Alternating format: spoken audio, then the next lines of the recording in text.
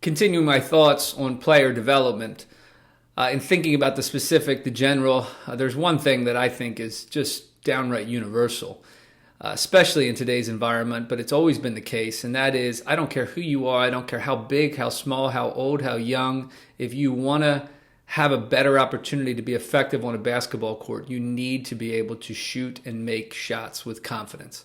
Even semi-consistently, to be a threat. It doesn't matter how good you are at other things. Sooner or later, you need to be a threat to shoot.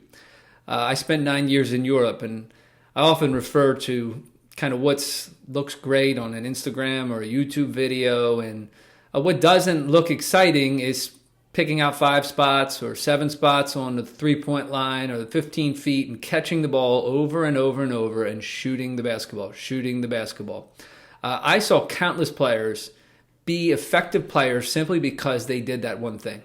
Naturally, they had to defend and they didn't have to turn the ball over. They had to be smart. But because they could catch and make shots with consistency and confidence, they could be pros.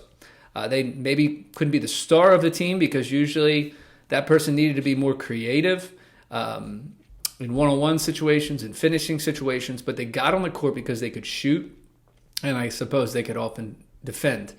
But even sometimes that wasn't true.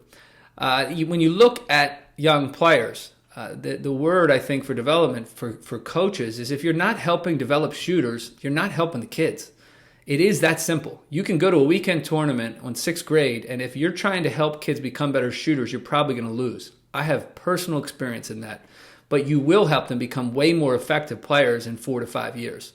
And that, to me, is way more important. Because if they're trying to catch up and become a shooter in 11th grade, they're too far gone. It's going to be really, really difficult to catch up unless they have a way more dominant athletic size and skill. And even then, they need it to get on today's courts. So as young players, develop that skill. As coaches, do all you can to empower players to develop that skill.